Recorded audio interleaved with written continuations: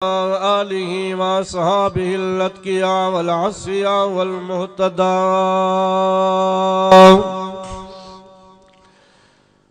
अम्मा बादु फ़अऊज़ु बिल्लाहि मिनश शैतानिर रजीम। बिस्मिल्लाहिर रहमानिर रहीम।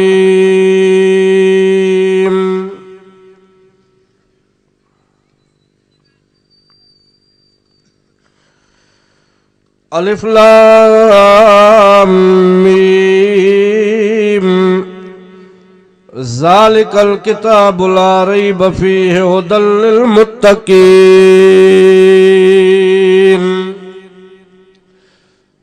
अल्लज़ीना युमिनूना बिल ग़ैबि व युक़ीमूनस सलाता व मिम्मा रज़क़नाहुम युनफ़िक़ून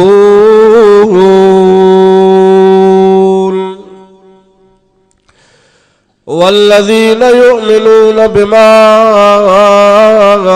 उन्ज़िला इलैक व मा उन्ज़िला मिन क़ब्लिक व मा उन्ज़िला मिन क़ब्लिक व बिल आखिरति हुम यूक़िनून।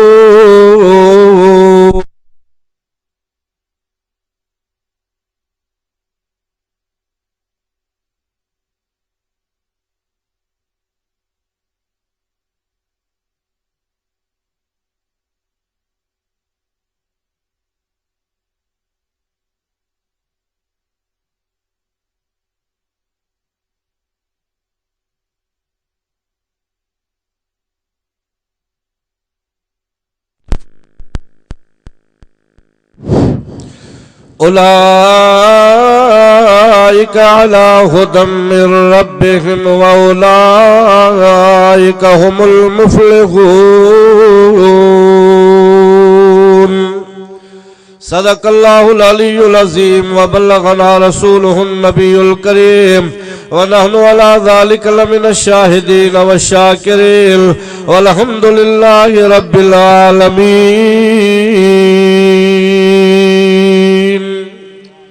दरूद शरीफ पढ़ो सभी साथी वडे आवाज से। अल्लाहुम्मा सल्लि अला सय्यदना मुहम्मद व अला आलि मुहम्मद कमा सल्लैता अला इब्राहीम व अला आलि इब्राहीम इन्नका हमीदुम मजीद। अल्लाहुम्मा बारिक अला मुहम्मद व अला आलि मुहम्मद कमा बारकता अला इब्राहीम व अला आलि इब्राहीम इन्नका हमीदुम मजीद।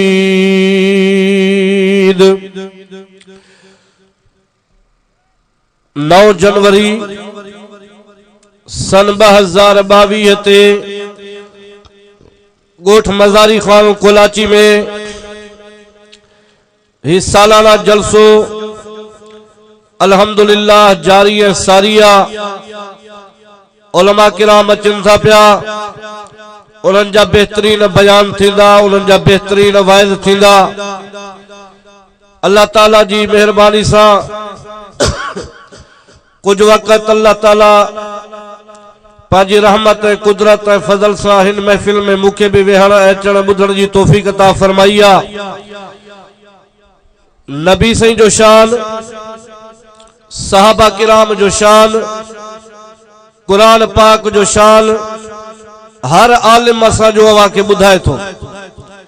हाँ अवा भी हर जलसे में बुधाओ तो यार हो आलिम आयो नबी से जो शान ते गलाए, हुन सहाबा किराम ते गलायो, हुन मदीने मक्के जी तारीफ ते तकरीर कई। हेरे तवज्जो कर, ओ आलिम आयो जे सहाबा किराम ते गलायो। ये मौजू हमेशा बुधदा हूं ऐं बुधदा रहंदा से इंशाअल्लाह। नबी जो शान बयान करण मामूली गाल ना है, वडी नेमत आ। सुभान अल्लाह जो मां गलाया वडे आवाज से सुभान अल्लाह। मां आयो आ जलसे में ना सुभान अल्लाह थियो आ ना नारे तकबीर लगो आ। ये वेठा हो जड़े कब्रिस्तान में आया हूं। थोड़ा होशियारी क्यों, होशियारी सवे हो का गाल समझण जी कोशिश क्यों। नबी जो शान बयान करण अल्लाह जी वडी नेमत आ, पर मां छा बयान किया थोड़ो समझाए। मुझो मौजू अञा ॿियो आ। मौलवी छा बयान करे, पीर छा बयान करे, मौलवी छा बयान करे, मुफक्किर छा बयान करे, स्कॉलर छा बयान करे, शेखुल हदीस नबी जो शान छा बयान करे। सहाबा जो शान मां छा बयान किया, मौलवी छा बयान करें, पीर छा बयान करें। 1400 साल का वठी हर स्टेज ते, हर जलसे ते, हर शहर में अवा मिठे मोहम्मद जो शान बुधदा हो, हर आलिम बुधाइंदो आ।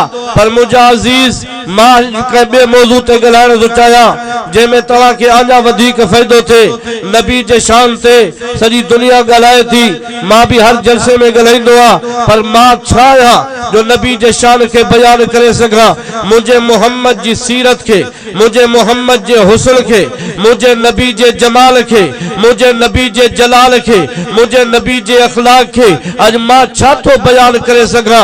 मां जी जबान में वह ताकत काथे आ जो मां नबी जे शान के कमा हक बयान करे सका। पर बहरहाल असा जो ईमान आ आदम नबी सच्चो आ, तवज्जो कजाए असा जो ईमान आ नूह अलैहिस्सलाम सच्चो आ, असा जो ईमान आ हजरत इब्राहिम खलीलुल्लाह सच्चो आ, असा जो ईमान आ इस्माइल ज़बीहुल्लाह सच्चो आ, असा जो ईमान आ 1,24,000 नबी धरती ते आया ओए सभई सच्चा हिल। पर हेदे तवज्जो कजाए असा जो ईमान आ जन्नत जो शान घटा, असा जो ईमान आ अर्श जो शान घटा, असा जो ईमान आ लोह जो शान घटा, असा जो अकीदो आ कलम जो शान घटा, असा जो अकीदो आ जिब्राइल जो शान घटा, असा जो अकीदो आ 1,24,000 नबी दुनिया जे तख्ते ते आया नबी सच्चा हा पर उन्हनि जो शान घटा। असा जो ईमान आ सारी दुनिया कायनात जो शान घटा, मदीने जो घोट मोहम्मद जो शान सभनी खां मथे आ। नारे तकबीर, शाने मुस्तफा, शाने मुस्तफा, नारे तकबीर। नबी जे शान से मां जातो गलाए सका। बहरहाल इंशाअल्लाह पाजी कमजोरी जबान सा नबी जो शान भी जरूर बयान थींदो। टाइम मुख्तसरा बिया आलिम भी आया हिल। मां सिर्फ अजवा के नबी से जी हिकड़ी हदीस ते रोशनी विझण तो चाया। सुभान अल्लाह चोदमा गलाया बुलंद आवाज से सुभान अल्लाह चोदमा गलाया। इतने आराम से वेठा हो सुभान अल्लाह भी पर्दा रहो तो नेकियूं मिलजू रहिल ना। सुभान अल्लाह जो वडो सवाब थो। मां हर जलसे में बुधाइंदो आ एक दफो चओ सुभान अल्लाह, अल्लाह से 20 लाख नेकियूं नसीब तो फरमाए छे। इतने नेकियूं कमाण आया हो। कुरान बुधण भी इबादत आ, सुभान अल्लाह चवण भी इबादत आ, आलमन जी ज़ियारत करण भी इबादत आ, कुरान जे महफिल में अचण भी इबादत आ, इन वैदन में वेहण भी इबादत आ। पाजो ईमान ठायो, पाजो अकीदो ठायो। असा जो ईमान आ कुरान भी सच्चो आ, नबी भी सच्चो आ, दीन भी सच्चो आ, कलमो भी सच्चो आ, मुझे मिठे मोहम्मद जी शरीयत भी सच्ची आ। बुलंद आवाज़ से सुभान अल्लाह मगल है। पर हाने तवज्जो कर मां हिकड़ी हदीस प्यारे पैगंबर जी बुधाए पाजी तकरीर के खत्म तो क्या। पर जेकरे असा मुसलमानन जो है हिकड़ी हदीस ते अमल थियो कामयाब थी वेंदा से। इनी हिकड़ी हदीस ते अमल थियो असा जा झेड़ा खत्म थी वेंदा। अगर इनी हिकड़ी हदीस ते अमल थियो असा जो नफरतू खत्म थी वेंदियूं। अगर इनी हिकड़ी हदीस ते अमल थियो असा जे दिल जो बुग़्ज़ खत्म थी वेंदो, असा जो कीनो खत्म थी वेंदो, असा जे दिल में मोहब्बत जी मौज पैदा थींदी। ये अल्फाज मुझे मिठे मोहम्मद जाहिल। अरे सुभान अल्लाह चो तो हदीस बुधाण शुरू करे छॾा। बुलंद आवाज़ से सुभान अल्लाह चो, बुलंद आवाज़ से सजे इलाके ते रहमत जो मींह वसी रहियो आहे। आजा वॾी आवाज़ से चो सुभान अल्लाह। आए मदीने पाक में जबल आ जंहिंजो नालो आहे जबल उहद। इहो वॾो जबल आ। नबी से फरमायो जबल मां सां मोहब्बत कंदो आ। जबल चो या रसूल अल्लाह हा मां जी तव्हां सां मोहब्बत आ, मां किताबनि में पढ़ियो आ इहो जबल उहद जन्नत में मोहम्मद सां गॾु हूंदो। चो सुभान अल्लाह। और इहो भी लिखियल आ त जबल उहद अल्लाह जे नबी सां मोहब्बत कंदो आ। जन वेठा सहाबा वेठा फरमाओ ॾिसो त जबल उहद। सहाबा चो या रसूल हा जे तव्हां मां को जवान आहे जेको जबल उहद जेतिरो नेकियूं कमाए। सहाबा चो या रसूल अल्लाह हे त वॾो जबल आ, हे त वॾो पहाड़ आ, हे जेतिरो नेकियूं केर कमाईंदो। फरमाया हा हा वॾो आ पर उम्मत मोहम्मद लाइ आसान आ। सुभान अल्लाह चो मां ॻाल्हायां आसान आ। सही भला आसान कीअं आ त हिकु दफ़ो सुभान अल्लाह चवनि जबल उहद जो सवाब रब नसीब फरमाए छॾींदो आ। हिकु दफ़ो ला इलाहा इल्लल्लाह जबल जो सवाब पर बुध मां हिकड़ी हदीस बुधाण तो चाहिए। सब का पहिरियों दुआ कयो अल्लाह अमल जी तौफीक दे। सिर्फ बुधड़ो ना है, अमल जी कोशिश कयो। सहाबा किराम नबी से जी हदीस बुधदा अमल कंदा हा। असा बुधो तो 24 कलाक था, असा में अमल ना है। जेतरे ते अमल न थींदो एतरे ते असा जी कामयाबी ना है। आज सभई दिल जे इरादे से चो तो इंशाअल्लाह अमल कदा से मोहम्मद जी सुन्नत इंशाअल्लाह अमल थींदो तो इज्जत मिलदी, अमल थींदो तो मकाम ठहंदो। जंग जे मौके ते सिर्फ सहाबा हिकड़ी सुन्नत छडिया, हिकड़ी सुन्नत सहाबा किराम अल्लाहु अकबर सहाबा जी तारीफ अल्लाह जे कुरान में लिखल हा। जेका नबी जी जमात आ हिकड़ी सुन्नत मुझे मोहम्मद अरबी जी छडी थो। अल्लाह जी मदद खत्म थी वई, अल्लाह जी नुसरत खत्म थी वई। उहा केड़ी सुन्नत छडी हो अचो बुधैंदो अलाव। जंग जे मैदान में हेडो काफर अचन था, हेडो मुसलमान बीठा हल, ए नबी जा सहाबी हल। मुकाबलो शुरू थी रहो आ, काफर चढ़दा था अचल, मुसलमान परेशान चल था, मुसलमान कामयाब न था थल। आखिर सोचन था तो आखिर वजह छा है? आज असा के कमजोरी थी वई आ, असा में हुआ हिम्मत ना है, अल्लाह जी मदद ना है, केड़ो मसलो आ। उन्हनि वेही करे सोचो त हिकड़ी नबी पाक जी सुन्नत असा छड़े दिनी आ, जे करे अल्लाह जी मदद खत्म थी वई आ। दुनिया वारा हो इज्जत पैसे में ना है, इज्जत दुनिया में ना है, इज्जत दौलत में ना है, इज्जत माल में ना है, इज्जत जमीन में ना है, इज्जत कारोबार में ना है। आज वडे आवाज से चो इज्जत है तो मोहम्मद मुस्तफा जी सुन्नत में इज्जत है, नबी जे सुन्नत में इज्जत आ। हाणे सोचो तो वह सुन्नत केड़ी रही वई आ। चो तो यार जंग जे मैदान में असा डंदड़ न हयो आ। सुभान अल्लाह तुझे वडी आवाज सा असा डंदड़ का वडी गाल तो कोनी, पर सुन्नत ही न मुठे मोहम्मद जी। मौलाना जकरिया लिखियो आ, हेरे तवज्जो कर, मौलाना जकरिया लिखियो आ, जेको नशो करे, जेको चरस पिए, जेको शराब पिए, जेको भांग पिए, केतरो भी पान के मुतबर समझे, उन्हीं के मरण महल मिठे मोहम्मद जो कलमो नसीब न थींदो आ। जेको नमाज जे टाइम और वजू जे टाइम दंदड़ करे, तवज्जो, वजू जे टाइम दंदड़ करे नमाज पढ़े, न मौलाना साहब तो लिखे इनी वजू जी बरकत जे करे, इनी दंदड़ जी बरकत जे करे मरण माल खुदा मोहम्मद जो कलमो नसीब फरमाए छड़ींदो आहे। त नबी जी सुन्नत जी इज्जत आ। अज सबे चो इंशाअल्लाह अमल कंदासे, बुलंद आवाज से चो इंशाअल्लाह अमल कंदासे। हेरे तवज्जो, सुन्नत छडिया केड़ी चे दंदड़। भला जंग जे मैदान में दंदड़ ना रहा तो को वडी गाल हुई छा? ना, पर मिठे मोहम्मद जी सुन्नत ही। हाणे सोचो तो दंदड़ हणो, चे ठीक आ, हेडो दंदड़ कढियो जंग जे मैदान में, सहाबा दंदड़ हणन शुरू कियो। हेडो काफरन जो दिसी त चो मुसलमान छा था कर। हिकड़ो आयो काफर छा थो दिसे त मुसलमानन जे हथ में हेडा ठूठ जेड़ा दंदड़, उहे दंदड़ के तेज कंदा वेठा आहिन, दंदड़ के हणा लगी पई आ। त काफर जवन लगो भजो भजो। हाणे मुसलमान वडा जोश में अची आहिन, हाणे इन्हनि में वडो जोश जागियो आ। तलवारा भी तेज तन, नेजा भी तेज तन, दंद भी तेज करंदा वेठा। जेकरे मैदान में तवा सा विढ़िया ना, ही तवा के छिछाड़े छिछाड़े मारे छड़ींदा। हेरे तवज्जो, मुसलमानन मुझे पाक मोहम्मद जी हिकड़ी सुन्नत के जिंदा कयो। जंग जे मैदान में काफर भजी विया, बिना मुकाबले जे खुदा मोहम्मद जी जमात के कामयाबी नसीब फरमाए। नारे तकबीर, शाने मोहम्मद मुस्तफा, शाने हजरत मोहम्मद मुस्तफा, नारे तकबीर। अजा सावर सुन्नत कोने लिबास सुन्नत जे खिलाफ। हेरे तवज्जो कर, असा जो चेहरो सबनी जो सुन्नत जे खिलाफ, असा जा कपड़ा सुन्नत जे खिलाफ, असा जी घर जो माहौल सुन्नत जे खिलाफ, असा जी शादी जेका थे थी या सुन्नत जे खिलाफ, असा जेका गमी क्यों था या सुन्नत जे खिलाफ। तो कादो कामयाबी मिल गई, कामयाबी न मिलदी, कामयाबी मिठे मोहम्मद जे सुन्नत में आ। दुआ कर अल्लाह अमल कर जी तौफीक नसीब फरमाए। मां हिकड़ी हदीस बुधाइण तो चाहियां, सुभान अल्लाह चो मां हदीस बुधाया, वडे आवाज से सुभान अल्लाह चो मां हदीस बुधाया। पाण फरमायो फायदो थींदो ॾाढो इंशाअल्लाह। मुसलमान जा मुसलमान ते 5 हक, घणा बाबा? मुसलमान जा मुसलमान ते घणा हक? 5। वाकुफा तभी उन जो हक आ।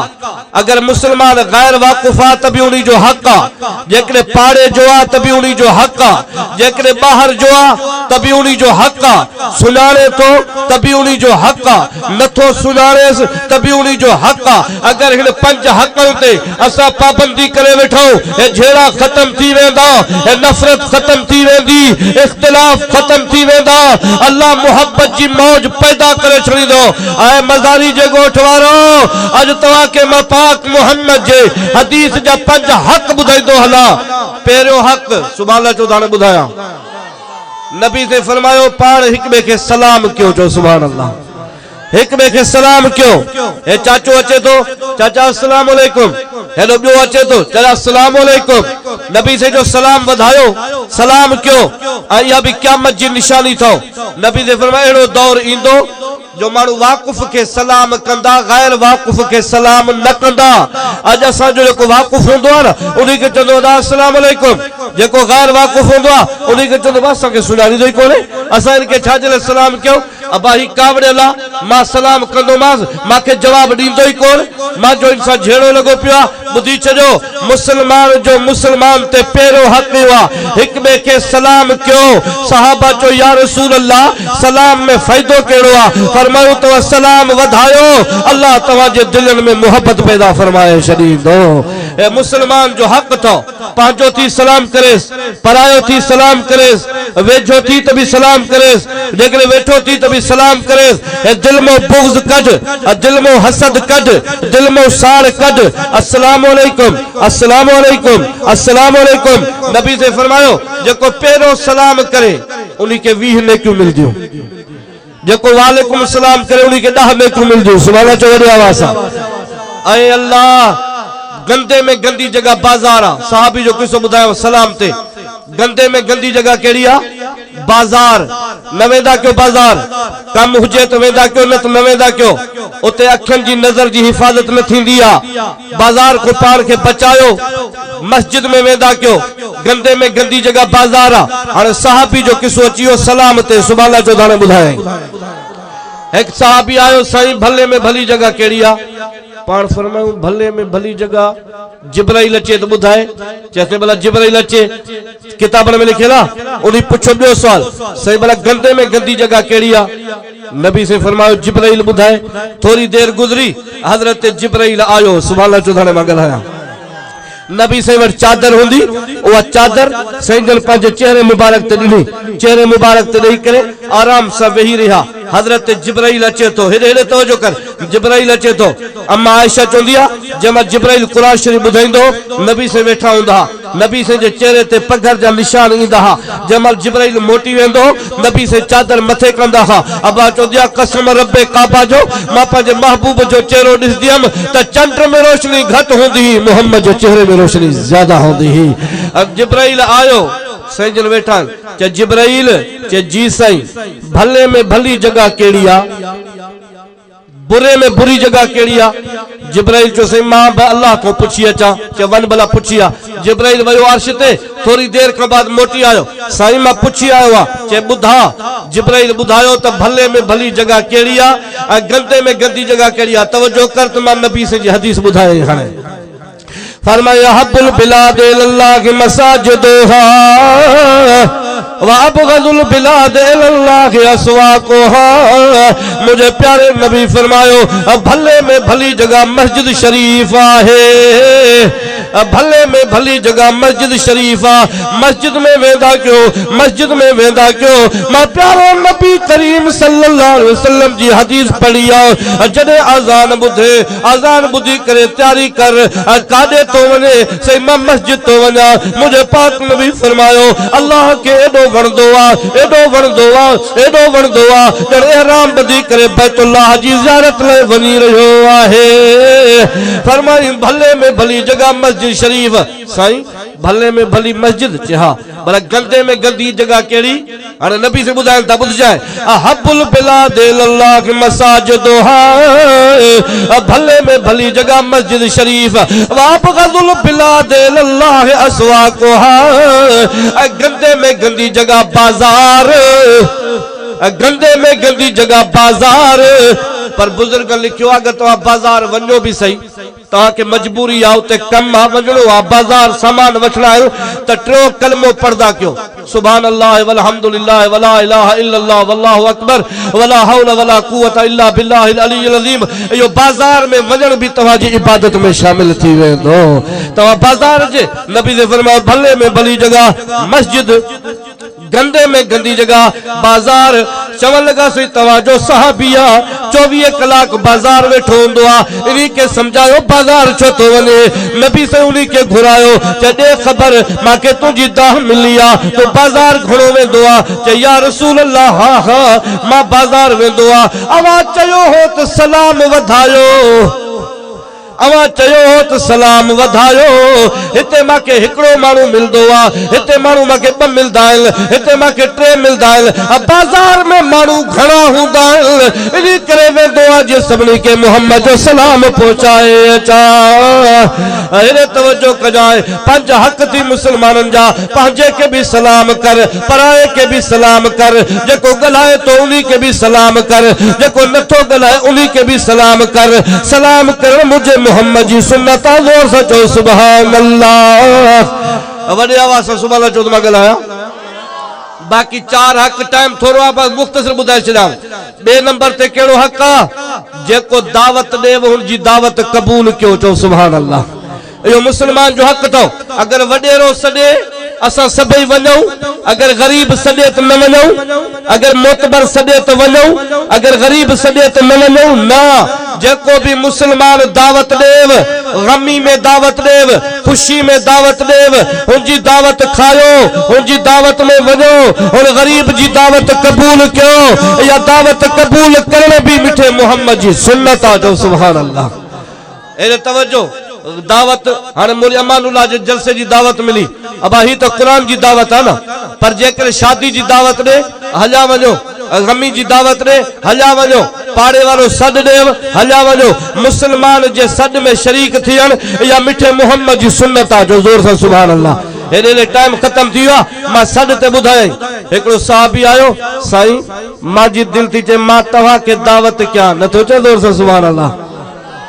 आज भला मां जी शादी ते ख़ालिद अहमद खान अचे खुशी थींदी मां जी शादी ते साईं शहरयार खान आयो अबा वॾी खुशी अदा मां जी शादी ते हाल जी शरीफ वारा बुज़ुर्ग आया अबा वॾी खुशी पर वो साहबी गरीब आहे मिस्कीन आहे उहो कंहिंखे दावत थो ॾे उहो दावत थो ॾे मदीने जे घोट मिठे मोहम्मद खे अल्लाह। साईं तव्हां अचो मुंहिंजी दावत खाओ पाण फरमायो नालो चाती जैसे जाबिर चे छा दावत खराइने जैसे दिल थी चे तो मुझे घर अचो तव्हां के मां दावत क्या पाण फरमाए जाबिर घर में अथी छा जैसे मां गरीब आ 3 मानन जेतरो अटो पयो आ 3 मानन जेतरो गोश्त पयो आ मुझी दिल थी चे यो अटो आ गोश्त मिठे मोहम्मद के दावत में खराए छजा अचो मां जी दावत खाओ पाण फरमाए जाबिर वन वन तो जी दावत मां मोहम्मद कबूल फरमाए छरिया है तो के दावत टाइम थोरो आहे तुझी दावत कबूल आहे। हजरत जाबिर घर भजी आयो घरवारी के चई पुटन के चई मुबारक हुजे चे छाजी चे कंहिंजी दावत ते मोतबर अचे कंहिंजी दावत ते वडेरो अचे कंहिंजी दावत ते सियासतदान अचे कंहिंजी दावत ते मौलवी अचे कंहिंजी दावत ते पीर अचे। आज जाबिर वडो खुश नसीब आहे कि तुझी दावत ते मदीने जो घोट मोहम्मद मुस्तफा अची रहियो आहे। हजरत जाबिर चयो मानी घणी पई आहे चे 3 मानन जो अटो पियो आहे साईं जन फरमाया जाबिर एतिरे ताईं मानी न पचाए जाए जेतिरे ताईं मां मोहम्मद घर न अचाई एतिरे ताईं भाॼी बि तयार न कजाए जेतिरे ताईं मां मोहम्मद मुस्तफा घर न अचाई। हज़रत जाबिर सफ़ाई कराई आहे इंतज़ार में वेठो आहे त मदीने जो घोट ईंदो हेॾे तवजो कर गरीब आहे पर दावत केरु थो कए मिठो मोहम्मद थो कए मुस्लमान जी दावत क़बूल कर इहा सुन्नत आहे। थोड़ी देर गुज़री दर खड़कियो हज़रत जाबिर ॿाहिरि निकिरियो ॾिसे त सवन जी तादाद में मदीने जा गरीब बीठा आहिनि मदीने जा यतीम। हज़रत जाबिर चयो तव्हां कीअं आया चे तुंहिंजी दावत खाइण आया आहियूं सुभाणे नथो चए वॾी आवाज़ सां तुंहिंजी दावत चे यार मां वरी तव्हांजी दावत कीअं खणा मानी 3 माण्हुनि जेतिरी अटो 3 माण्हुनि जेतिरो ऐं वरी तव्हां अची आयो त दावत खईंदासीं सवन जी तादाद में। उन्हनि चयो जाबिर दर खोले विहारण तुंहिंजो कमु आहे दावत तुंहिंजी न आहे असांखे दावत मदीने जो घोट मोहम्मद कई आहे ऐं फरमायो अथई त जाबिर वटि वञी वेही रहो। हज़रत जाबिर तो चयो मां सभिनी खे विहारियो अल्लाहु अकबर वरी दर खड़कियो मां भजियो मां चो ॾिसां केर जेतिरा अॻे माण्हू आया एतिरा वरी ॿिया बीठा दरवाज़े ते मां तव्हां कीअं आया हो जे असांखे बि दावत मिठे मोहम्मद जी आहे चे ना वटि आहे कुझु बि कोन दावत ते हेॾा माण्हू अची विया चे तुंहिंजी दावत न आहे सोने मोहम्मद जी दावत आहे हज़रत जाबिर तो चए मां सभिनी खे विहारे छॾियो सभई वेठा आहिनि हाणे थोरी देरि गुज़री हेॾो बि रोशनी उभरी आहे हेॾो बि रोशनी उभरी आहे मां चयो मुबारक हुजे इहा रोशनी सिज जी न आहे इहा रोशनी चंड जी न आहे इहा रोशनी तारनि जी न आहे इहा रोशनी मिठे मोहम्मद जे चेहरे जी रोशनी आहे हजूर अचन था पिया दरवाजो मां खोलियो नबी से आया फरमायो जाबिर चे जी मां दावत ते आयो आ चे कुर्बान वञा अज मिठे मोहम्मद अरबी मां गरीब जे दर ते आयो आ सबक सिखो गरीबन सा प्यार कयो मिस्कीनन सा प्यार कयो यतीमन सा प्यार कयो जालिम न थियो इंसानियत पैदा कयो कुरान तव्हां खे असां खे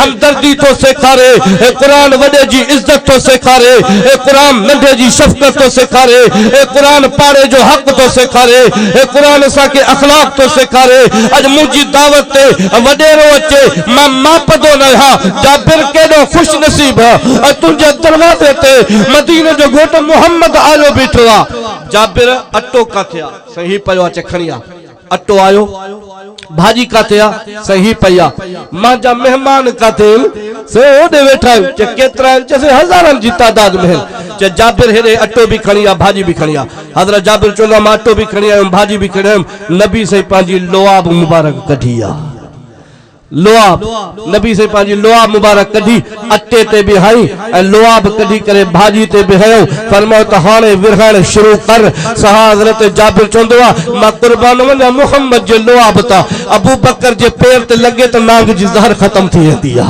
या नबी जी लोआब हजरत अली जे अख ते लगे त अली के शफा मिली वेंदी आ मां टाइम थोड़ा सही जन अची आहन अगर नबी जी लोआब कोड़े पानी में वेंदी आ तो वो पानी माखी का वधिक मिठो बनजी वेंदो आ जे जाबिर हाने मानी खराइण शुरू कर हजरत जाबिर चंदो असा सब उठी प्यासे उनके भी भाजी पे दो उनके भी मानी पे दो उनके भाजी दीदा पे वनो मानी दीदा पे वनो नबी से खिलदा बैठा है अम्मा चंदिया जने नबी से खिलदा हा दंतन में नूर जी लाट निकरंदी ही अंधेरे में रोशनी पैदा थी वेंदी ही मुझे सोनो नबी हसीन हो ना हजरत जाबिर बे खबर घणा मानू खाई वहन मानी मा जो से मानी अला हले थी जे केतरा मानू खाई वहन जैसे अंदाजो हुआ त तवा जे टिन मानन जी बट्टे मां टिन मानन जी भाजी मां 1400 सहाबा पेट भरे मानी खाई चुका है नारे तकबीर शाने मुस्तफा शाने मुस्तफा टाइम थोड़ा टाइम खत्म पंज हक मुसलमानन जा पेरो सलाम जो जवाब दीदो कर सबे चो इंशाअल्लाह सलाम के फैलायो मोहब्बत पैदा थींदी सही मासा ही गल है कोने मानी के छाजले सलाम क्या अरे नथो गलाए तभी तू सलाम करे से तोखे त रब सवाब दीदो रे सलाम जो उनी जी मर्जी आ वालेकुम सलाम करे या न करे उनी जो ईमान आ तू त सलाम करेस ना जन्नत में अल्लाह सही ज़ियारत कराइंदो नबियन के शहीदन के रसूलन के कुरान में लिखला तो जन्नत में भी रब पेरो सलाम कंदो जोर से चओ सुभान अल्लाह पेरो हक तो सलाम क्यों दो नंबर गरीबन के और दावत कबूल क्यों टियों नंबर जेको मानू बीमार थी पे उनी जी तबीयत पुछी अचो यो टियों हक थो जेको बीमार थी पे उनजी तबीयत पुछी अचो यार हे केर फौत थियो चे यार वो बीमार न होयो तू वहां तबीयत पुछण बीमार तो हो पर तू छा क्यों हुंजे ले यार बुधदा से तो बीमार हो तोते हक्का मुसलमाना तोते हक्का त मरीज जी तबीयत पुछ घर वनेस दरवाजो खड़काए अदामा तुझी तबीयत पुछण आयो आ बीमारी तू न लाहींदे बीमारी रब लाहींदो आ पर हुनके सुकून इंदो हुनके खुशी थींदी नबी से फरमाया दुनिया वारो बीमारन जी तबीयत पुछदा क्यों बीमारन जे दरम ते वेंदा क्यों बीमारन को तबीयत पुछो सहाबा चो या रसूल अल्लाह इन जो सवाब केडो आ फरमाया जेको शख्स मरीज जी तबीयत पुछण वजे उन्हीं के अल्लाह ताला 70,000 फरिश्तन जो सवाब नसीब फरमाए छड़ींदो आहे तबीयत पुछ सबे चो वेंदासीं इंशाअल्लाह कुछ तोहफो भी खणी वनेस बीमारा फ्रूट वरतियूं वनेस गरीबा 500 रुपया खणियूं वनेस अदाई गरीबा मदद थी इलाज करा असा वरी वरी वरी वेही त रहो एतरे ते जो थदी बोतल भी पींदासीं अदा दे खबर तबीयत किया वरी एतरे ते चाह दी तारी ते चाह पींदासीं वरी 2 मिनट गुजरिया मानी जो टाइम थियो वरी मानी जो भी बरो ठाहे दींदासीं अगर असा मानियूं खई उन जो बोतला पी चाह पी निकरो गरीब जो बच्चो छा वो पांचो इलाज कराए छा जालिम सजा पैसा तू हड़प करे वे खाई वे हुंजा वरी बियो जवान बीठो आ तबियत पुछण आयो चाह पियार बोतल पियार मानी खंदो पो जवान उथदो नबी से फरमायो गरीब ने तोहफो खणी वन पैसा खणी वन फ्रूट खणी वन ओ जी दिल खुश थी पेंदी गरीब जी दिल फर्श ते खुश थींदी अल्लाह रहमत जा मी अर्श ते वठाए छड़ींदो तुझे लाए मरीज जी तबियत पुछो नबी से जी सुन्नत आ एकड़ी औरत जेका रस्ते में कंडा उछलदी नबी सल्लल्लाहु अलैहि वसल्लम जे रस्ते में कंडा उछले मथे ते गंद जा टोकरा उछले एकड़ी रात गुजरी वई रस्ते ते कंडा कोन हा बी रात गुजरी वई कंडा कोन हा टी रात गुजरी वई कंडा कोन हा नबी से अबू बकर जे जी या रसूल अल्लाह कंडा कोन माई काडे वई जैसे या बीमार थी पया हाँ मां भी चवा तो ट्रे दी थी यार कंडा न विछाया थे चंद्री विड़दी दुश्मनी कंदी घट वध गलैंदी बेदबी कंदी पर हाने ट्रे रातू थी त कंडा कोन काथे आ साईं बीमार आ जे घर काथे त जैसे घर होडे त जे तवा मा सा गड हलो मा उनी जे घर मोहम्मद ने तबीयत पूछी अचा छा समझो आ तू दीन के नबी से जे शान के मां नथो बयान करे सगा जा असा जो ईमान आ सारी दुनिया जो शान घटा मोहम्मद जो शान सबनी का मथे आ सुभान अल्लाह चले आसा टाइम खत्म थियो सही दलायल मान जी मौजूदगी में गला बेद भी तो समझा पर हिकड़ो हक में बुधाइंदो वजाओ वो बीमार जी तबीयत पुछले पार फरमायो हलो मां तबीयत पुछा वो बेचारी बीमार पई बिस्तर ते पर नबी से ना हुया केर गड ये खबर तो सजे हाथ में अबू बकर खबे में हजरत उमर उनकी नजर जो हजरत उमर ते पई वही डके पई जो उमर अचे तो तबीयत पुछण खुदा खैर करे डाडो तबीयत जो तेज हो जलाली हो मता सजा मको पाद न वठे ये डके पई तो मारू चो पे डके थी चे उमर तो अचे चे ना ना उमर अकेलो ना है रहमत जो दरिया मोहम्मद भी गड तो अचे अकेलो ना है अल्लाह अकबर मुझे मोहम्मद मुरसल जे मट दुनिया में बियो थींदो केर मुझे मोहम्मद मुरसल जे मट दुनिया में बियो थींदो केर अर्श भी जंहिंजा पेर चुमिया हा अर्श भी जंहिंजा पेर चुमिया हा अहिड़े पीड़ीअ सां पुॼंदो केर अहिड़े पीड़ीअ सां पुॼंदो केर मुझे मोहम्मद मुरसल जे मट दुनिया में बियो थींदो केर अहिड़े मोहम्मद मुरसल जे मट अल्लाह फरमाए तो वमा अरसलनाक इल्ला रहमतल लिल आलमीन रहमत वारो नबी आ बहरहाल टाइम थोरो आ वो बीमारी कुराड़ी चुप करे पई नबी से जो नजर पे ठरी पई नबी से आया सिरादी को बैठा चे अम्मा तबीयत किए थी चवा लगी सही तो तबीयत पुछण आया चे हाँ चे मां त गंद जा टोकरा उछलींदी हम मां त रस्ते में कंडा उछलींदी हम तव्हां तबीयत पुछण आया पाण फरमायो गंद जा टोकरा उछलण तुंहिंजो कम आ रस्ते में कंडा उछलण तुंहिंजो कम आ तो जड़ी औरत जे दरवाजे ते अची तबीयत पुछण मदीने जो घोट मोहम्मद जो कम आहे नबी जो कम असा के नबी सिखारियो आ गरीब जी तबीयत पुछण वेंदो कर आलिम बीमार हुजे वेंदो कर तबीयत पुछींदो कर ये टे हक चौथे नंबर ते नबी से फरमायो जेको मरी वने हुनजी जनाज़े नमाज में शरीक थियो यो चौथो हक थो असा चवंदा बाबा केर हो कुलाची फौत थियो पो जनाज़ो बिछड़ो कुलाची पढ़े ये केड़ो तरीको आ अब आई केर कलोड़ो फौत थियो छड़ा कलोड़ा बिठा जनाज़े में मुसलमान जो मुसलमान ते हक ना है छा हिन पाड़े वारो मरी आ चलो ये पाड़े वाला जनाज़ो पढ़न जा हिन पाड़े वाला जनाज़े में शरीक न थियन छा भला हितो वारा फौत थी वने तो हेडो वारा ना अचन छा जनाज़ो मुसलमान जो पढ़न सबनी ते हक आ मिठे मोहम्मद जी सुन्नत आ केर भी फौत थे जनाज़े में वन केर भी फौत थे जनाज़ो नमाज पढ़े पहुंचो थी तभी शरीक थेस परायो आ तभी शरीक थेस नंढो आ तभी शरीक थेस वड्डो आ तभी शरीक थेस साहबा पुछो भला जनाज़े नमाज पढ़ने जो सवाब केतरो आ नबी से फरमाया जो को शख्स जनाज़ो नमाज मुसलमान जो पढ़ दो अल्लाह से उन्हीं के जबल ओहद जेतरो ने क्यों नसीब फरमाईंदो नबी से जी हदीस उन्हीं के छड़े करे भजी न वनो कब्रिस्तान गड वनोस असा वरी जनाज़ो पढ़ियो से बस मोटर स्टार्ट थी वई ढंग ढंग ढंग काडे च मात घर थो वना अरे होडे हो न कब्रिस्तान खुदा जा बाना आखिरी मुलाकात अल्लाह से वने तो मेहमान हाने जनाज़ो पढ़ी कब्रिस्तान गड वेंदो करेस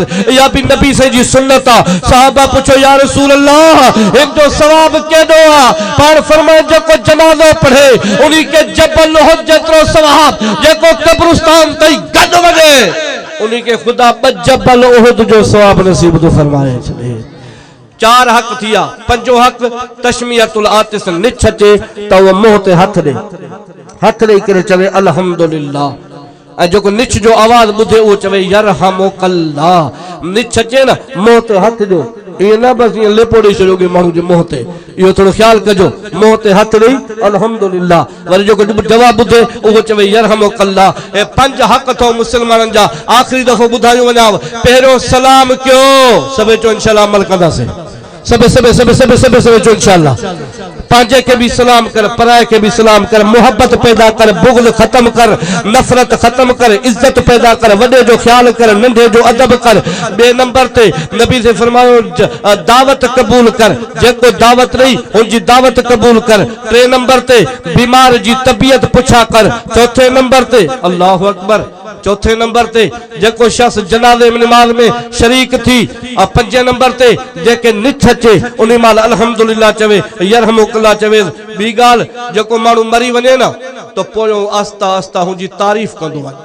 तारीफ भलो हो कलमो भी पढ़दो वन कलमो शहादत भी आस्ता आवाज सा पढ़दो वन तारीफ कंदो वन भलो हो।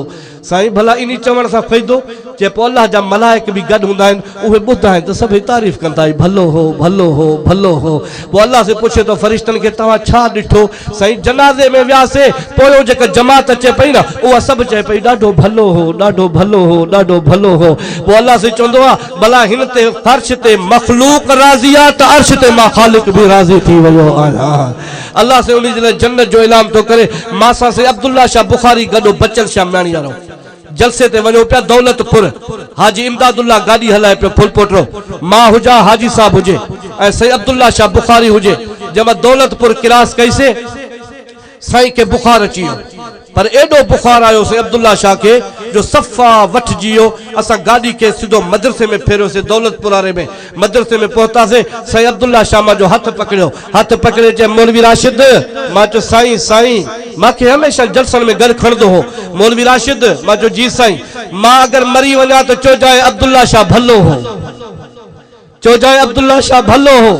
इमदाद मां मफौत थी वना तो चे जाए अब्दुल्ला शाह भलो हो। एकड़ो बियो मौलवी साहब चाह पियो प्यारे उन्हीं जा हाथ पकड़े चेदा मां मरी वना तो चो जाए अब्दुल्ला शाह भलो हो। मां चो साईं रब तवा के हयाती दे अल्लाह तवा के वडी उम्र दे। पो चवन लगो गाल या है अगर मां फौत थी भी वना ना तवा ट्रे मानू सिर्फ एतरो चओ हा अब्दुल्ला शाह भलो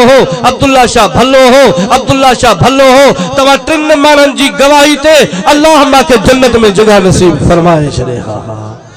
न कर के जी गिला कब्रिस्तान में भी हुंजी गिला उताक ते भी हुंजी गिला दुकान ते भी हुंजी गिला साणो थी ए पंज हक थी मुसलमानन जा असा के मिठे मोहम्मद बुधाया है। पेरो सलाम कर सबनी के सलाम कर। दो नंबर दावत कबूल कर। टे नंबर जनाजे में शरीक थी। चौथो नंबर मरीज जी तबीयत पुछा कर। अल्लाह अकबर। पंजो नंबर का के निछचे तोड़ी जो सोने नमूने जवाब दे। दुआ कि अल्लाह ताला इन प्रोग्राम के कबूल मंजूर फरमाए। मां के खास तौर ते दावत ॾींदो आहे हिन हिकु ॻोठ जो कुलाची अबुल खैर साहब जो घणो मासा राब्तो रहंदो आहे मोबाइल ते दावत ॾींदो आहे जलसे जे लाइ। फ़कीर अमानुल्लाह गाड़ी ॾाढी वारो तो वही तूफ़ानी आहे बादशाह माण्हू आहे हुनजी मर्ज़ी आहे जहिड़े हिसाब सां हले हुन सां असां लेखो ई न कंदा आहियूं। बहरहाल ही असांजी कुलाची क़ौम जो जलसो आहे हेॾी सारी जमात आई आहे क़ुरान ॿुधण आया हो। ऐं तव्हांखे दोस्त शेर ॿुधाया न क़ुरान ते बस मुंहिंजी दिलि थी चए इहो शेर मां ॿुधाए तकरीर ख़तम कयां। चुमा बरकत हुजा क़ुरान प्यारा चुमा बरकत हुजा सुभान अल्लाह चवना टाइम ना है सही आयो आहे मुनासिब ना है आखिरी शेर बस चुमा बरकत हो जाए कुरान प्यारा चुमा बरकत हो जाए कुरान प्यारा हिदायत जतो में चमकन सितारा चुमा बरकत हो जाए। कुरान बुधो जलसन में वेंदा कयो आलमन में वेंदा कयो वैद बुधदा कयो ईमान तालो थी पेंदव। असा ॾिठो छा आहे बाबा असा न नबी ॾिठो न सहाबा ॾिठा न न अहल बैत ॾिठा, न इमाम ॾिठा, न पंतन पाक ॾिठा। अगर असां नबी से जे दौर जी असली शइ ॾिठी आहे त अल्लाह जो क़ुरान ॾिठो आहे। ज़ोर सां चओ सुभान अल्लाह। चुमा वर्क तुंहिंजा क़ुरान प्यारा, चुमा वर्क तुंहिंजा सभई आयतूं सूरतूं नूर आहे, सभई आयतूं सूरतूं नूर आहे, रहमत या बरकत सां भरपूर आहे। सभई हुक्म तुंहिंजा मंज़ूर आहे, सभई हुक्म तुंहिंजा मंज़ूर आहे। अहल नूर तुंहिंजा उठी ही सिपारा, चुमा वर्क तुंहिंजा क़ुरान प्यारा, चुमा वर्क तुंहिंजा। शौक़ सां ईंदा कयो, वाइद ॿुधा कयो। आख़िरी दौर तो फितने जो दौर तो, चप्पे चप्पे ते शैतान गिरी थो, चप्पे चप्पे ते कुफर थो, चप्पे चप्पे ते बिदत थो, चप्पे चप्पे ते गुमराही टोला थो। कुरान शरीफ के पढ़दो अकीदो ठही वेंदव, कुरान पढ़दो ईमान बची वेंदव। हे उहो ई कुरान आहे जेको सहाबा पढ़ियो हो, हे उहो ई कुरान आहे जेको अहल बैत पढ़ियो हो, उहो साॻो कुरान आहे जेको अबू बकर सिद्दीक पढ़ियो हो, उहो साॻो ई कुरान आहे जेको हज़रत उमर पढ़ियो हो, उहो साॻो कुरान आहे जेको हज़रत उस्मान पढ़ियो हो, हे उहो ई कुरान आहे जेको 23 साल मदीने जे घोट मिठे मोहम्मद मुस्तफ़ा पढ़ियो हुयो। दुआ कयो अल्लाह ताला तव्हां सां सभिनी खे अमल करण जी तौफ़ीक़ नसीब फरमाए। वा आखिरु दावाना अनिल हम्दुलिल्लाहि रब्बिल आलमीन।